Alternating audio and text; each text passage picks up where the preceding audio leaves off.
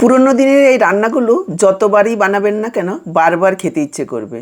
কোনো রকম বাটাবুটির ঝামেলা ছাড়াই খুব কম তেল মশলায় অসাধারণ স্বাদের হয় খেতে। নমস্কার বন্ধুরা, আহারে বাহার রান্নাঘরে আপনাদের সবাইকে স্বাগত জানাই। আজকে আমি শেয়ার করছি সাবেকি একটা লাউ রান্নার রেসিপি। একেবারে সহজ পদ্ধতিতে ঘরে থাকা উপকরণ দিয়ে তৈরি হয়ে যাবে। তো চলুন আর দেরি না করে রেসিপিটা দেখে নেওয়া যাক। আজকে লাউয়ের রেসিপিটা করার জন্য দেখুন আমি একটা মিডিয়াম সাইজের লাউয়ের বেশিরভাগটাই নিয়েছি, পুরোটা করব না। এবার লাউয়ের উপরের খোসাটাকে ছাড়িয়ে নিয়ে দেখুন প্রথমে সরু লম্বা করে এভাবে কেটে নিচ্ছি, তারপর এইভাবে ডুমু ডুমু করে কেটে নিচ্ছি। আপনারা চাইলে এর সাথে আলুও দিতে পারেন, এভাবে ডুমু ডুমু করে কেটে অথবা লম্বা করে কেটে। যদি পছন্দ করেন তো আলু ছাড়াও রান্নাটা করা যাবে। দেখুন লাউয়ের টুকরোটা পুরোই কেটে নিয়েছি, আর কাটার আগেই কিন্তু লাউ ধুয়ে নিয়েছি, কাটার পর আর আমি ধোবো না। এদিকে নিয়েছি দেখুন ইলিশ মাছের মাথা আর লেজা। আপনারা চাইলে শুধু মাথা দিয়েও করতে পারেন। ইলিশ মাছের মাথা আর লেজা খুব ভালোভাবে ধুয়ে নিয়ে চলে এসেছি, একটু ম্যারিনেট করে নেব। তার জন্য দেখুন দিয়ে দিচ্ছি পরিমাণ মতো লবণ, দিয়ে দিচ্ছি একটু হলুদ গুঁড়ো। লবণ আর হলুদ মাছে লেজায় মেখে 10 থেকে 15 মিনিট রেখে দেব।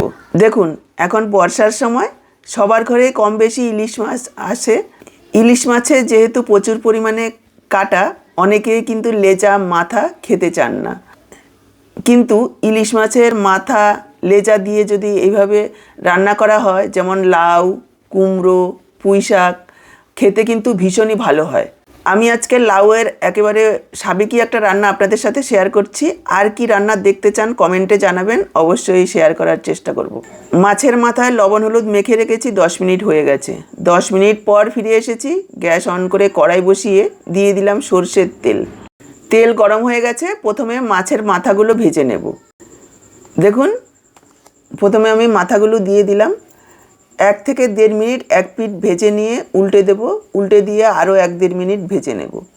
ইলিশ মাছ ভাজতে খুব একটা বেশি সময় লাগে না। গ্যাসের ফ্লেমটাকে মিডিয়াম হাইতে রেখে 2 থেকে 3 মিনিটের মধ্যেই ভাজা হয়ে যাবে। দেখুন উল্টে পাল্টে ভেজে নিয়েছি। খেয়াল রাখবেন যাতে খুব বেশি মচমচে বা কুরকুরে না হয়, মিডিয়াম ভাজতে হবে, খুব বেশি হালকাও নয় আবার একেবারে মচমচেও নয়। দেখুন আমি ভেজে তুলে রাখছি মাথাগুলোকে। এই রান্নাটা যেমন সুস্বাদু তেমনই কিন্তু স্বাস্থ্যকর। ইলিশ মাছ আর লাউ দুটোই কিন্তু পুষ্টিগুণে ভরপুর এবং স্বাস্থ্যের জন্য অত্যন্ত উপকারী। ইলিশ মাছ কেবল স্বাদেই সেরা তাই কিন্তু নয়, শরীরের পুষ্টির ঘাটতি মেটাতে সাহায্য করে। ইলিশ মাছে প্রচুর পরিমাণে ওমেগা 3 ফ্যাটি অ্যাসিড থাকে, যা রক্তে ক্ষতিকর কোলেস্টেরলের মাত্রা কমায় এবং হৃদরোগের ঝুঁকি দূর করে। মস্তিষ্কের কার্যক্ষমতা বৃদ্ধি করে, হাড় ও দাঁতের ক্ষয় রোধ করে, দৃষ্টিশক্তি ভালো রাখে, ত্বক এবং চুলের উজ্জ্বলতা বাড়ায়। দেখুন মাছগুলো ভেজে তুলে নিয়েছি। এবার বাকি যে তেলটা রয়েছে তার মধ্যে ফোড়নে দিয়ে দিলাম 1/2 চা চামচ কালো জিরা আর 2টো চেরা কাঁচা লঙ্কা। ফোড়নটা একটু ভেজে নিয়েছি, সুন্দর গন্ধ বেরিয়ে যাওয়ার পর দিয়ে দিলাম কেটে রাখা লাউ। এবার গ্যাসের ফ্লেমটাকে হাইতে রেখে 2 থেকে 3 মিনিট এইভাবে নাড়াচাড়া করে লাউগুলোকে একটু ভেজে নেব, যাতে লাউয়ের যে কাঁচা একটা গন্ধ রয়েছে সেটা চলে যায়। আজকে ইলিশ মাছের সাথে আছে লাউ। লাউ একটা অত্যন্ত ঠান্ডা আর পুষ্টিকর সবজি, যা শরীরকে সতেজ রাখতে সাহায্য করে। লাউয়ের প্রায় 92%ই জল, যা শরীরে জলের ঘাটতি দূর করে এবং ডিহাইড্রেশন থেকে বাঁচায়। লাউয়ের আরও প্রচুর গুণাগুণ রয়েছে, যেমন ওজন নিয়ন্ত্রণে রাখে, হজম শক্তির প্রক্রিয়া উন্নতি করে, রক্তচাপ নিয়ন্ত্রণ করে, ত্বকের উজ্জ্বলতা বাড়ায়। তাই লাউকে একেবারে হেলাফেলা না করে এইভাবে একবার রান্না করে খেয়ে দেখুন। আশা করছি যারা পছন্দ করেন না তারাও চেয়ে চেয়ে খাবেন। এবার দেখুন প্রায় 3 মিনিট মতো আমি লাউগুলোকে ভেজে নিয়েছি। এবার দিয়ে দিলাম একটু হলুদ গুঁড়ো আর সামান্য একটু জিরের গুঁড়ো, আর দিয়ে দিচ্ছি পরিমাণ মতো লবণ। মশলাগুলো দেওয়ার পর এইভাবে কিছুক্ষণ নাড়াচাড়া করলেই দেখবেন লাউয়ের থেকে জল বেরোতে শুরু করবে। যেহেতু লবণ দেওয়া হয়েছে, প্রথমেই কিন্তু লবণ দেওয়া যাবে না, তাহলে জল ছেড়ে দেবে, আর ঢাকাও দেওয়া যাবে না। লবণ না দিয়ে না ঢেকে 2-3 মিনিট ভেজে নেওয়ার পর মশলা দিয়ে দিতে হবে। মশলা দেওয়ার পর কিছুক্ষণ নাড়াচাড়া করলেই জল বের হবে, সেই জলেই মশলাটা খুব সুন্দরভাবে কষানো হয়ে যাবে। এবার মশলাগুলো দেওয়ার পর আরও 2 মিনিট এইভাবে নাড়াচাড়া করে কষিয়ে নেব। তারপর ঢেকে দেব আরও 2 মিনিটের জন্য। দেখুন ঢেকে দিয়ে আরও 2 মিনিট কষিয়ে নিয়েছি। এবার দিয়ে দিচ্ছি জল। জলের পরিমাণ এখানে একটু বেশিই দিতে হবে, কেননা এটা আমি একটু ঝোল ঝোল রাখবো। আর কেউ যদি শুকনো শুকনো খেতে চান তাহলে জলের পরিমাণ কম দিয়ে দেবেন। আমি এখানে প্রায় 1.5 কাপ পরিমাণ জল দিয়েছি। মিশিয়ে নিয়ে ঢেকে দিয়ে আরও 3-4 মিনিট রান্না করে নেব। দেখুন ঢেকে দিয়ে 3-4 মিনিট রান্না করে নিয়েছি। লাউগুলো খুব সুন্দরভাবে সেদ্ধ হয়ে গেছে। এবার আমি ভেজে রাখা মাছ আর মাছের মাথা দিয়ে দেব। মাছের মাথা ভেজে যে প্লেটে রেখেছি, দেখুন অনেকটা তেল রয়েছে। এই তেলটা অবশ্যই দিয়ে দেবেন ঝোলের মধ্যে। ঝোলের মধ্যে যখন মিশবে ইলিশের গন্ধটা একেবারে দারুণ লাগবে তখন। আর দিয়ে দিচ্ছি ছোট 1 চা চামচ চিনি।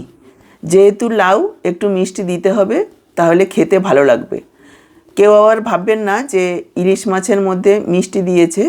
ইলিশ মাছের মাথা হোক বা রুই কাতলা মাছের মাথা, লাউয়ের মধ্যে মিষ্টি একটু দিতেই হবে। যারা চিনি পছন্দ করেন না চাইলে গুড় দিতে পারেন, তাহলে আসল স্বাদ পাবেন। এবার মিশিয়ে নিয়ে ঢেকে আরও 5-6 মিনিট রান্না করে নিতে হবে মিডিয়াম লো ফ্লেমে। আমি কিন্তু মাছের মাথা ভাজার সাথে আরও 2টো চেরা কাঁচা লঙ্কা দিয়েছি। তারপর ঢেকে দেখুন 5-6 মিনিট রান্না করে নিয়েছি। মাছ লাউ খুব সুন্দরভাবে সেদ্ধ হয়ে একেবারে মিশে গেছে। ঢাকনাটা খুলেছি, ইলিশ মাছ আর লাউয়ের একসঙ্গে এত সুন্দর একটা গন্ধ বেরিয়েছে, আপনারা যখন রান্নাটা করবেন আপনারাও বুঝতে পারবেন। এবার মাথাগুলোকে হালকা ভেঙে দেব, খুব বেশি ছোট করে ভাঙবো না, তাহলে কাটা কাটা হয়ে একেবারে মিশে যাবে। হালকা ভেঙে দেব যাতে ঝোলের সাথে মাথার কাটার জুসটা মিশে যেতে পারে। দেখুন হালকা ভেঙে মিশিয়ে নিয়েছি। এবার দিয়ে দিচ্ছি 2টো চেরা কাঁচা লঙ্কা।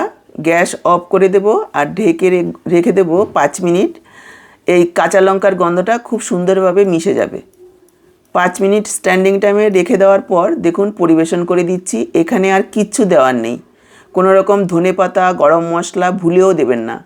অনেক মশলাপাতি দিয়ে তো রান্না করেছেন, একবার বলতে গেলে মশলা ছাড়াই এইভাবে ইলিশ মাছের মাথা দিয়ে লাউ ঘন্ট রান্না করে দেখুন, বা লাউয়ের ঝোল যাই বলুন না কেন, একবার খেয়ে দেখুন, বারবার বানাতে ইচ্ছে করবে। বানানো যেমন সহজ, খেতেও সেই রকমই সুস্বাদু। তো আজকের রেসিপিটা আপনাদের কেমন লাগলো কমেন্টের মাধ্যমে জানাবেন। ভালো লাগলে লাইক শেয়ার আর সাবস্ক্রাইব করবেন এই রকমই ঘরোয়া সহজ দারুণ টেস্টি রেসিপিগুলো পাওয়ার জন্য। তাহলে এখানেই বিদায় নিচ্ছি, আবার দেখা হবে নতুন কোনো রেসিপির সাথে। সবাই ভালো থাকুন, সুস্থ থাকুন।